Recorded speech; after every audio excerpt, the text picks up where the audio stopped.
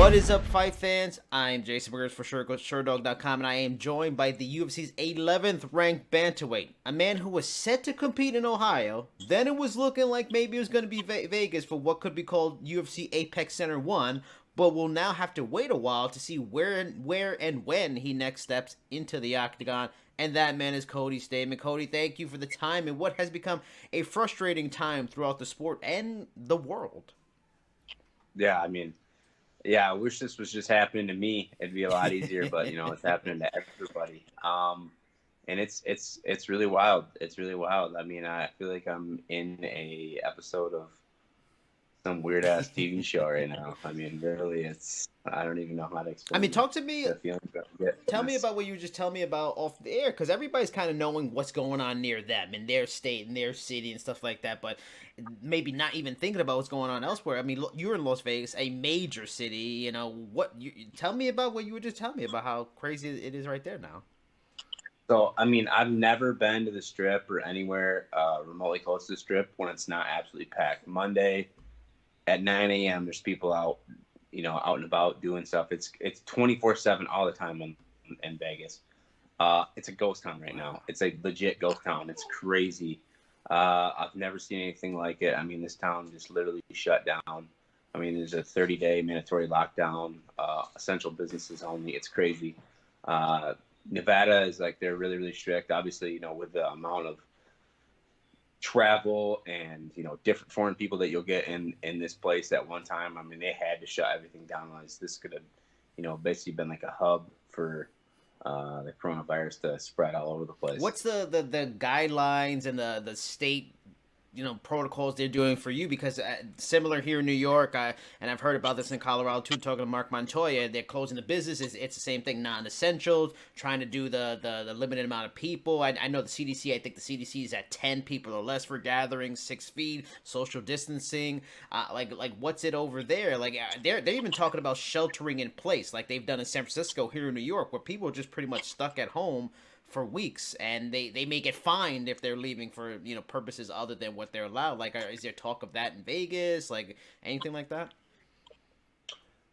Yeah, I haven't been keeping up the way. Everything I get is kind of secondhand, and then I go back and find it out. Just because I don't watch the news. I don't watch the news. I don't want to watch that negative shit. Life is too crazy to watch the news. But yeah, it's looking like it could get more strict, just because I don't think people are taking it serious. I think that's what it's kind of going to take to get everyone to actually stay home and not do the things that they need to do. And it's so hard being an athlete in this time. Every gym that I go to is closed. Wow. You can't, you talking about social distancing, 6 feet. I got to fight someone. You know what I mean? Like, this is close quarter stuff. Like, that obviously won't work. It's insane. And the crazy thing is that, like, once this ban is lifted, who knows? I could fight the next day. You know what I mean? Like, so I have to maintain a level of focus throughout this entire process, and like keep reminding myself, like, hey, I'm still a professional athlete. I realize this is happening, but literally I could potentially be fighting in 6 weeks or 8 weeks. So I have to maintain like a level of fitness and health, and while being locked in my house, I have to figure out ways to, still work out and stay focused and ready. So let's get right into it. Dana White cancels the next 3 events, including yours in Columbus. Like I mentioned, it was going to go to Columbus, it's going to go to Apex Center, then it got canceled, all this stuff. Like, give me just your candid thoughts on that last week or so, or the last 2 weeks, when things really started to change. They looked like different venue might happen at. Was there a part of you that was hopeful? The UFC's got a ton of clout. They can do a lot of things. They got connections with the president.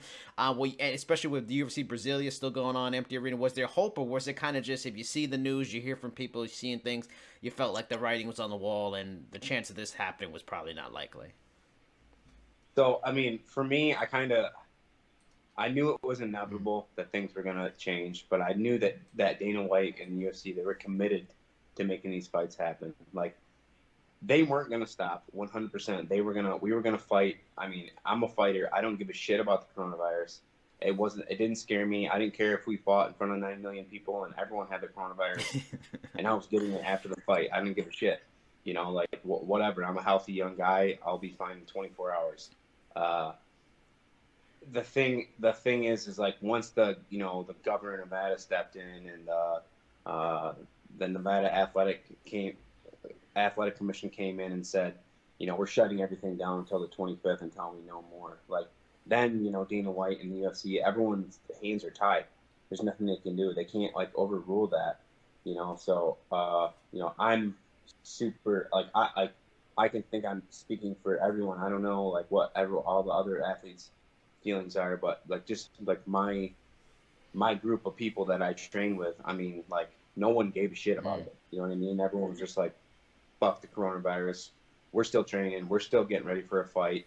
And like I was literally at the UFC PI, finishing my second workout of the day, like getting meals, like for my weight cut, when someone walked up to me and said, "Hey man, I'm really sorry." I'm like, "Sorry for what?" And they're like, "Oh, shit. Yeah, your fight's canceled."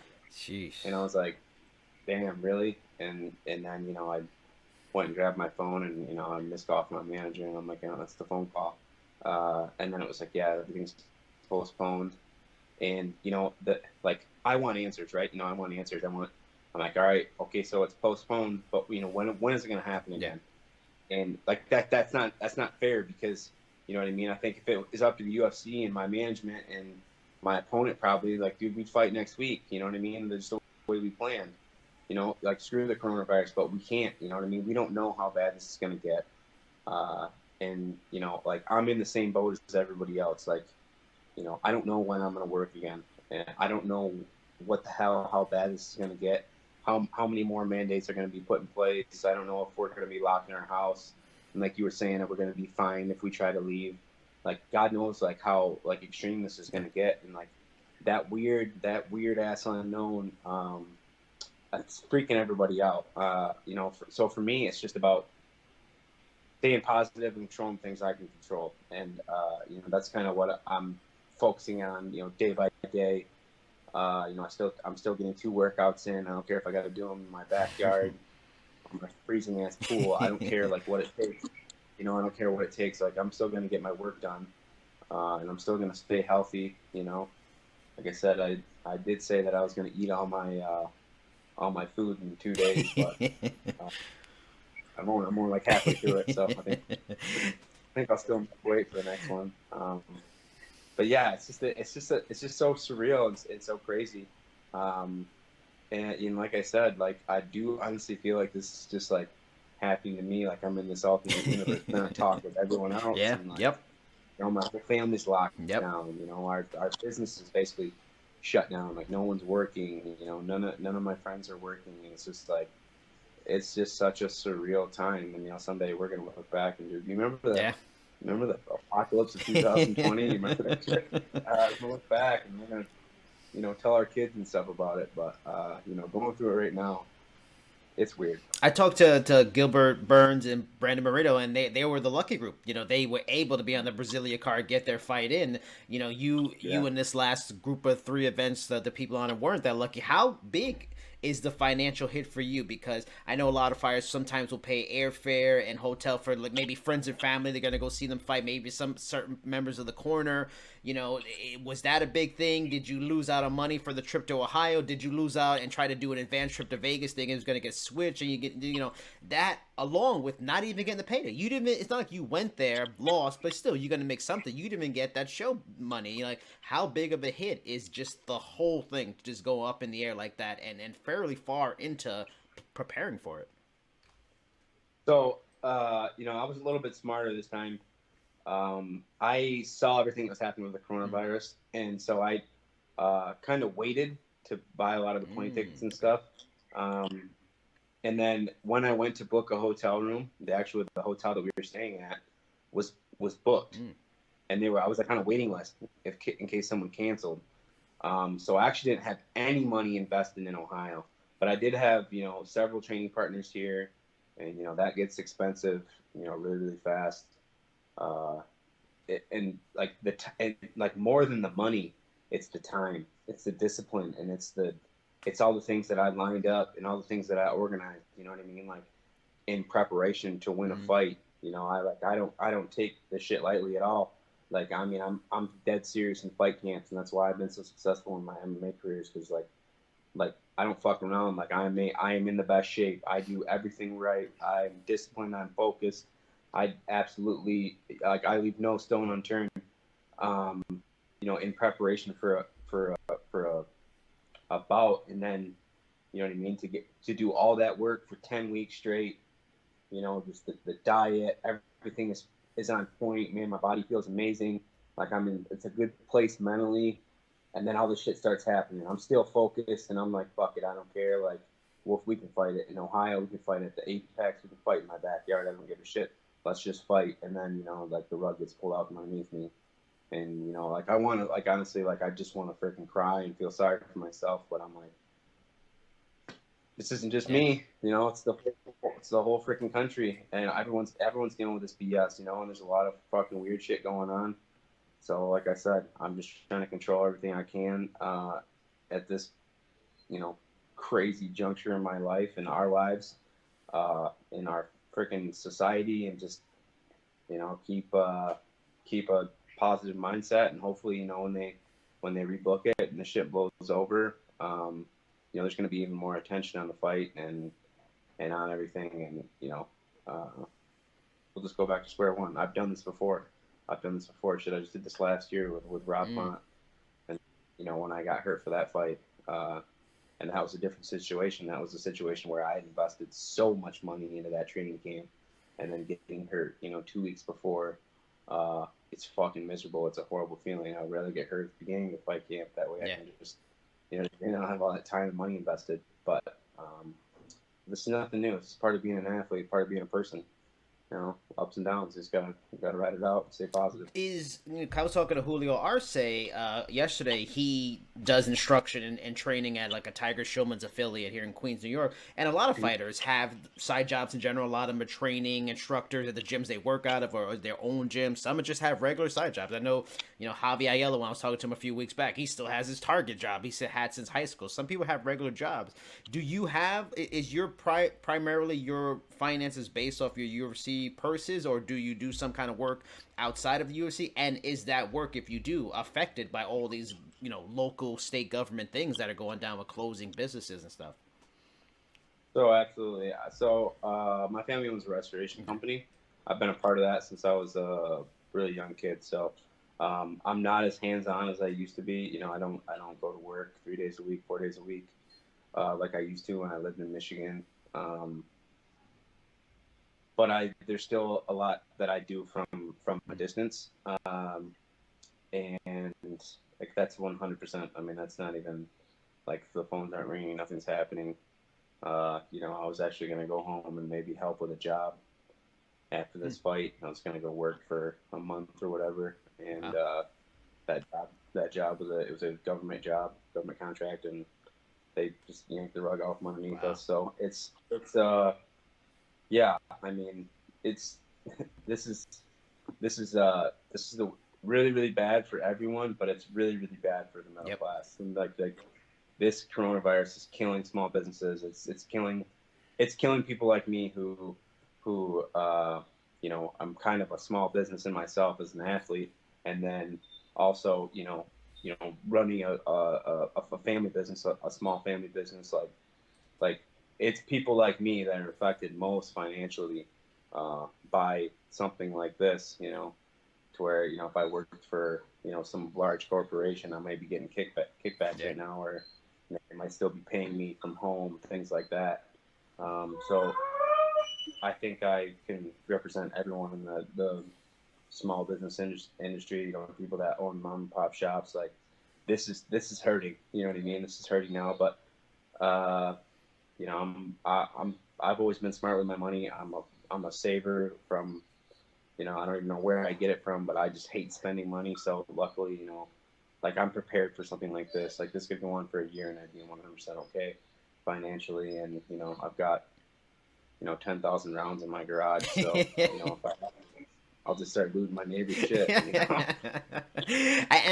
I love the way you put it, and that you yourself are a small business, and that's the thing a lot of people may miss on UFC fighters, MMA fighters on these big pay-per-views or TV broadcasts and see them as big stars, big athletes, just like anybody in the NBA, the NFL. But that's just not the case. Those guys are all good. They're all making tons of millions of dollars, and they're fine for the next 10 years. For you guys, like, this is super hard. You are a small business. You guys have your business as a fighter, which you're not allowed to do right now, or you have those side businesses, those side jobs that, sustain you when fighting isn't reliable. Is that part of why, this situation, you can kind of get through it? One, because you prepared financially, but are you seeing already horror stories with people you train with or people that they aren't as fortunate, they haven't prepared as well, that they, in the next couple months, it could get really, really bad? Like, does that make it, a little bit more stomach, swallowable? Yeah, I mean, trust me, I know tons of athletes that literally like they fight, they spend all their money and they're broke. 2 months later. I know guys like that. I've seen guys like that coming up and fighting. And when I was young, 2022, like I was that guy, and I got wise to it really, really quick. But luckily, I think about how much different this would be if I wasn't in a place financially where I was like okay and not worried. Like I'm not worried about anything with the coronavirus. Like I can sit this out for 2 months and I'll be fine. You know what I mean? I have enough food. I have enough everything. And it's because I'm not scared financially. You know what I mean? But I can imagine how many guys do I train with that are in a complete opposite boat. Like these guys got to be shitting their pants right now. You know what I mean? Like I think the majority of MMA guys in MMA, like they live fight to fight. Like they're almost putting themselves in a position all the time where it's like I have to fight because like I got to pay my bills kind of situation. And I would guess well over half of the MMA community is like that. You got to think like there's a lot of guys right now that are like crapping their pants because, like you said, they're personal trainers, they work at gyms, their gyms are closed, like all their revenue streams are completely shut down right now. And those guys, just like everybody else who's going to be hurting for money here in these next few weeks, like that's when you're going to start seeing desperate things happen. Like when people are broke and they can't buy food, and if something happened to power, water, anything, like you're going to see a whole shift in this country that hopefully that we don't get into. But I mean, it could get pretty nasty pretty fast. And in moments like this, do you feel that much more grateful that you are a UFC fighter, a veteran, a winning UFC fighter in good standing? And because the ones that are really going to hurt, some of these MMA these regional promotions are in a tough spot. There may not be as many regional promotions on the other side of this because they can't withstand. And for the guys that are part of it, they're really out in the woods, so to speak. Do you, despite the way things worked out for the Columbus card, you're like, shit, I'm glad I'm with the UFC because I don't even know if Bellator is when they're gonna get going again. I don't know what their situation is. You're in a promotion that's the strongest, the most clout, the most connections. In the end, when this weekend on the other side, you will get your shot back in the octagon. You're like, thank God, I'm in the UFC right now. Yeah. I mean, I'm thankful for that all the time. Like this, I mean, the UFC is it's the NFL of fighting. It's the biggest organization. It's the one everyone knows. You can fight with other organizations. You can be successful. But like you haven't made it until you fought in the UFC. Like that, the UFC is the pinnacle of this, of MMA. Like people don't even know the difference. Like that's how big the UFC is. People don't understand the UFC is literally it's literally the National Football League of football. You know what I mean? Like people just like think UFC is the name of the sport. Like that's how big the UFC is in MMA.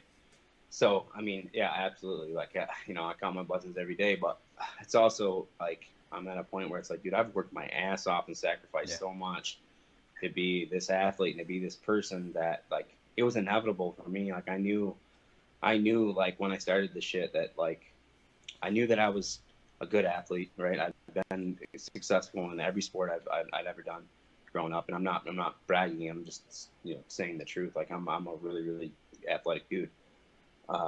And like I knew I was super competitive. Like I knew that going in. I'm like, well, if I just get the right coaching, the right people, and work hard, like I know this shit's gonna happen. Like I know the recipe to succeed as an athlete. And I dedicated years and years and years and years and was broke and was working my nuts off, between family business and fighting and just trying to make ends meet. I knew that eventually I would be here.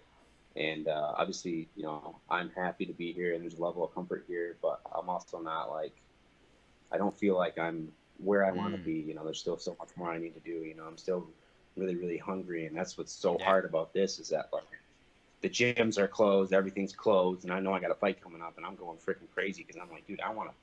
You know what I mean? Like I want to. Like I'm thinking about building a gym in my backyard. Like I'm gonna do something. Something's gotta happen.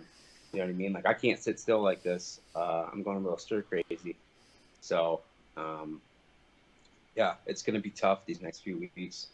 To get the job done, but I'm gonna do it. I'm gonna figure it out. I still want to talk, of course, about your fight career. I want to go back in that notion to the Yadong Song fight. The bout ended in a draw. I rewatched it this past weekend, and based off how fights are scored here in the States with takedowns, it seemed like the first was close. That round, you were hit with an illegal knee, and a point was deducted from him. And the second, and especially the third, seemed like it was for you. When that majority draw was announced, was that like one of the most shocking things, aside from what we're dealing with right now?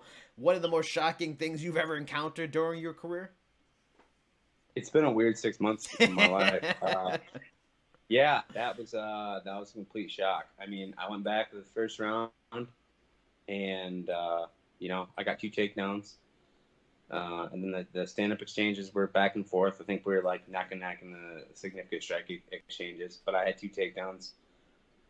Uh, like we thought the same thing. The round was close. Go out win the second round. Got a couple more takedowns.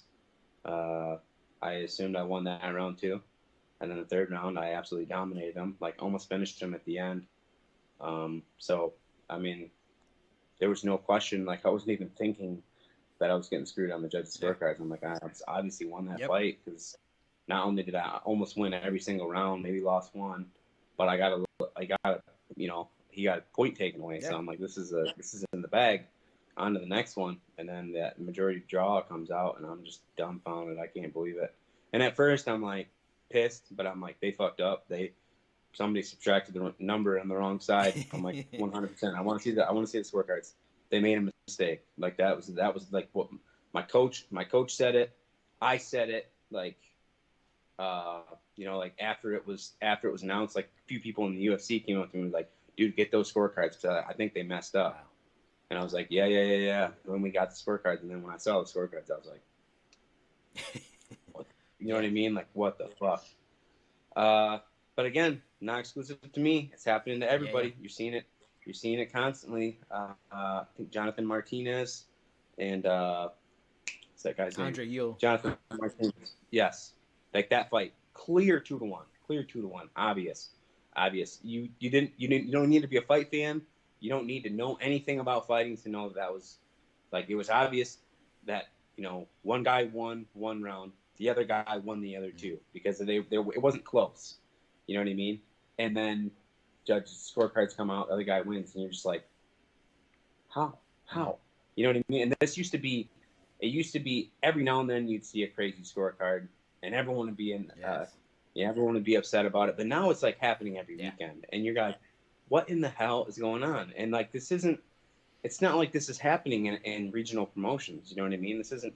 It's like you're used to seeing messed up scorecards in boxing and other places, and that kind of killed the sport.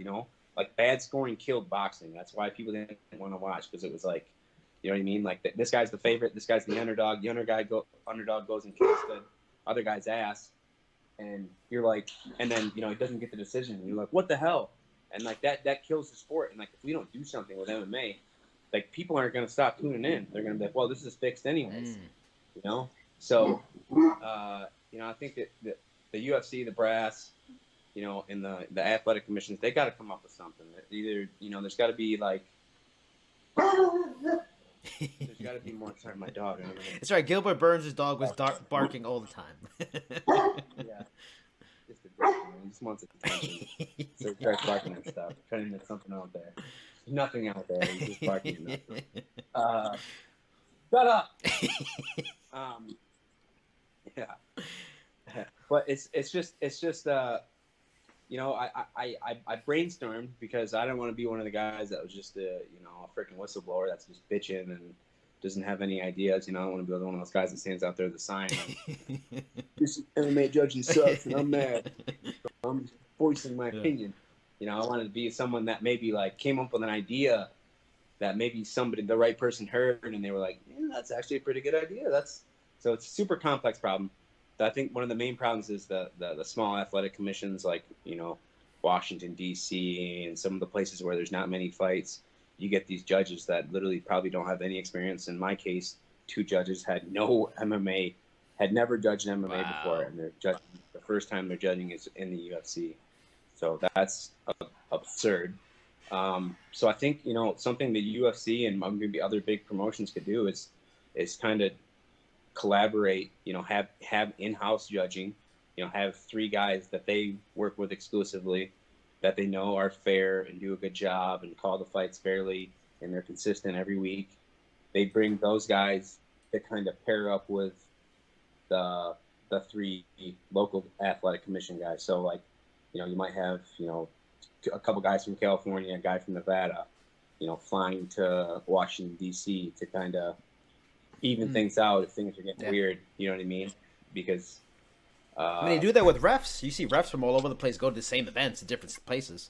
But I mean that could be a solution, but the local athletic commissions have to, you know what I mean? They have to sign off on that, and that's going to be where you're going to run into the problem. You know what I mean? Like, these guys don't like being told what to do. They have a little bit of authority in their own little area, and they flex as hard as they can. You know what I mean? And that's just the reality of it. I've seen it happen. I've seen it happen in Michigan. I'm 18-2-1, but realistically, I had a really like the Song Yadong fight wasn't the first really bad decision. I had one that was maybe even worse. Another fight where I was like literally controlling the entire fight, and like I lost a split decision where it was like 30-27, 30-27.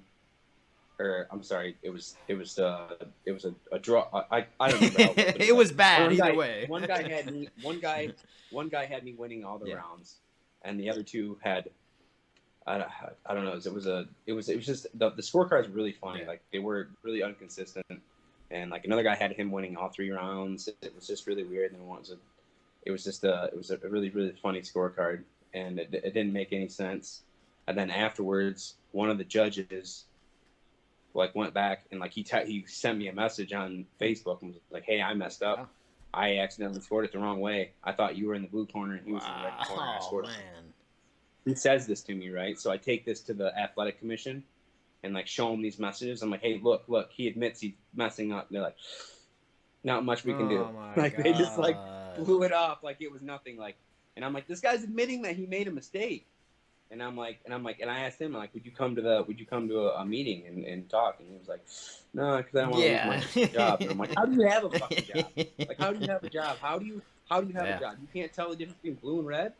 Like, these are one of the things you need to know as a like, children know this. Is literally your job. You have one job. You got to know what color is what." And, like, the guy openly admitted it, and nothing happened. He was still a judge. And the athletic commissions, like, they didn't do anything. That's Michigan Athletic Commission. It's really, really terrible. And that's where I came up. So I can't imagine how bad some of the other ones are. I've got 2 ideas. One, I've talked about on the Trenchers podcast you doing Sherdog, and one I actually wrote about in a mailbag column. One being, should the federal government come in, step in, and so that the entire athletic commission federalized, especially for MMA, because you have these states with different rule sets and all different guidelines. Maybe that, one set guideline, one set rule set, and that's how the best judges from different places go. And then the other one, do you think, like, fighters, coaches, trainers, all kinds of stuff need to step up and get judging licenses? Like Ricardo Almeida did it in Jersey years ago after his career was over, so he started judging fights. Is the only way to save the sport by people in the sport, like, I gotta judge this thing because these fools don't know what the hell they're doing? Yeah. I mean, that's true. We need guys that with actual MMA experience, that understand wrestling, understand jiu-jitsu, understand stand up. You know what I mean? They really understand it. They're not just literally watching a fight and just kind of like, what the hell are they doing on the ground there? What are they doing? Literally, I feel like some of these guys are literally watching fights like that, and It did happen in Michigan after that really bad decision with me. A couple of vets, one UFC vet, and then another guy who was just had done jiu-jitsu for years and boxed and just knew the sport. Was a huge fan of the sport for 10 years. Started judging, and like it changed everything because everything was fair now and everything was like level, and it changed. So you might be right. That might be what it takes. It might be up to retired athletes and coaches to step up and like kind of level things out. But then you also need to, like, when you're a judge, you need to be a judge. Yeah, yeah. Sport. So if you're a coach for this team and you were affiliated with this Yep. team for 10 years, and then you watch a fight and it's the team that you were affiliated with and another team that you don't like, and those guys are fighting, you know what I mean? Like, are you going to be influenced? So that's a hard one, and that's like one of the reasons why, I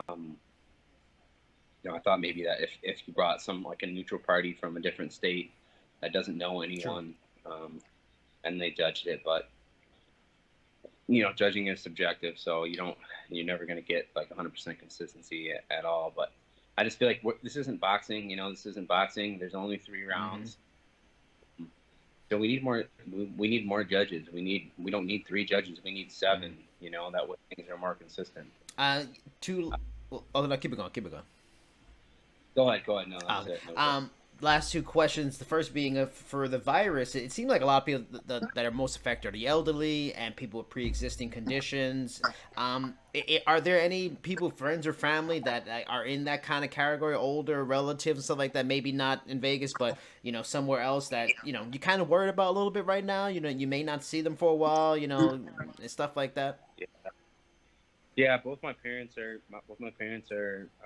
older. And they I was pretty adamant about them being at home and not being exposed to anyone.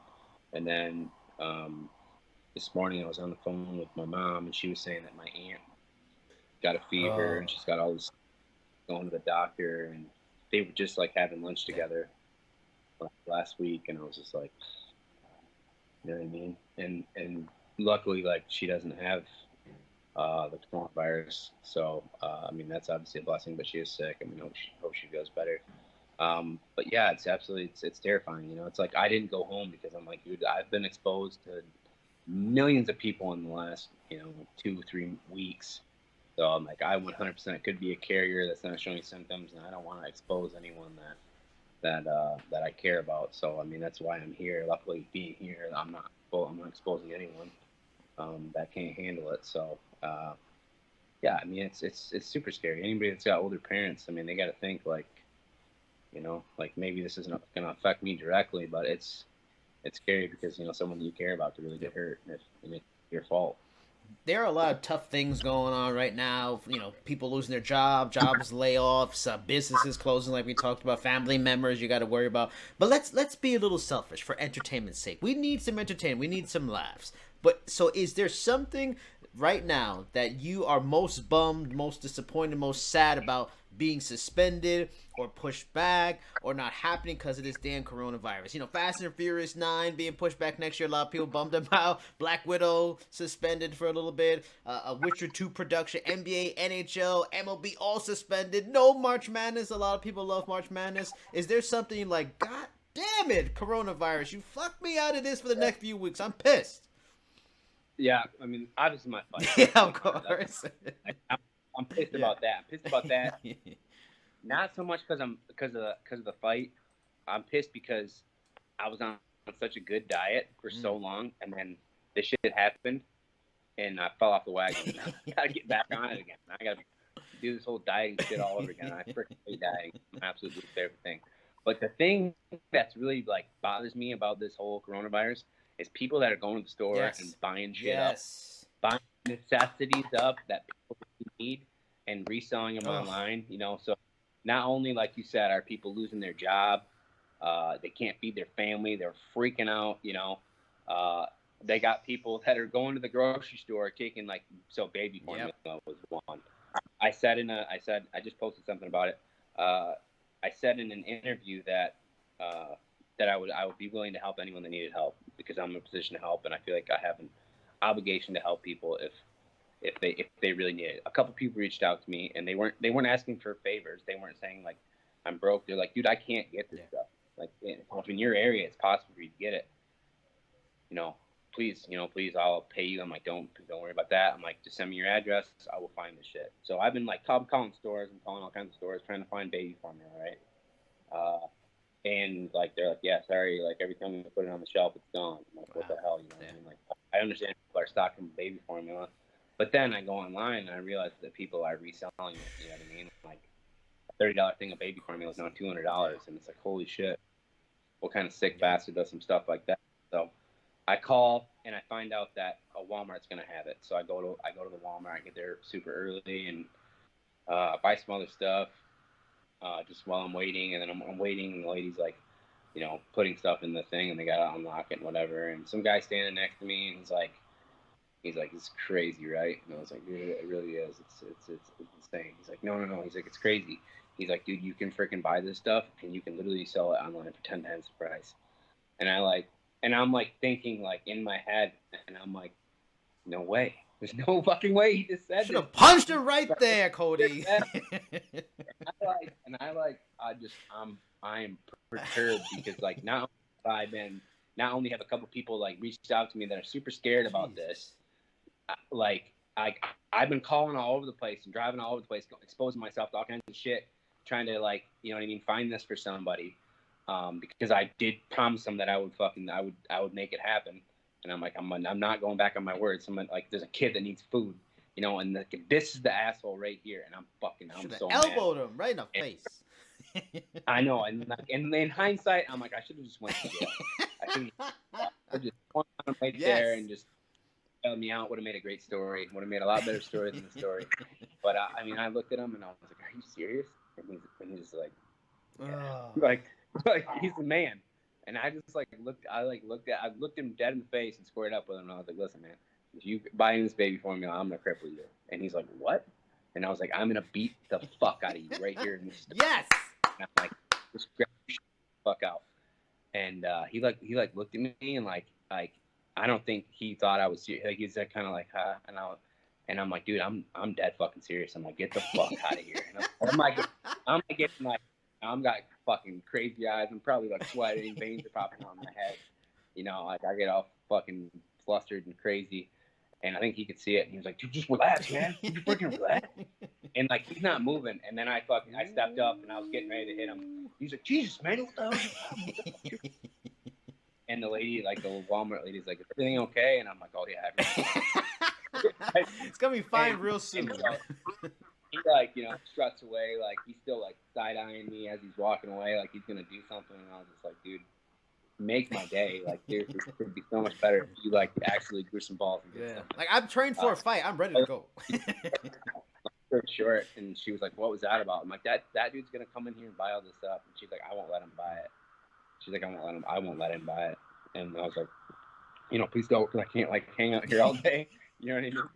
Like I can't hang out. And I bought what I needed and posted that stuff. And then I went back, like, cause after I posted that, like, a bunch of other people hit me up and like, yeah, I can't find the stuff either. And like, she's like, is there really stuff at the store? And I was like, yeah. And I went back and it was all gone. Wow. I should have bought, but I also those assholes that went in there and bought everything up, So that's crazy, man. It's just like that more than anything is like bothering me. The fact that people are like, hand sanitizer, whatever, you know what I mean? But baby formula, damn. Come on. Like that's what you're gonna make money on right now, and like stores need to, snip down on this. Like if you don't have a baby with you, like the hell out of here with that. It's just, man, it's messed up.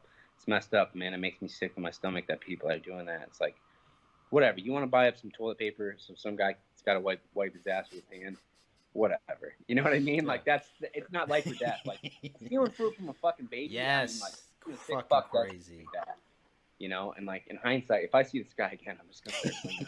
It's like, please do. I thought about it after it was all over with. I'm like, man, I should just hit the guy. I should fucking hit him. I'm like, no, you did the right thing, giving him a chance to like walk away. And I was like, no, fuck that. Next time. You would have Next been time on. I'm gonna be calling you from jail. Like that's gonna be the conversation. You Like, would hey, I have been gotta on do like one of those world star hip hop videos. You would have got like 1 million views. Forget it. But you would have been in a title fight next. Yeah, right. Exactly.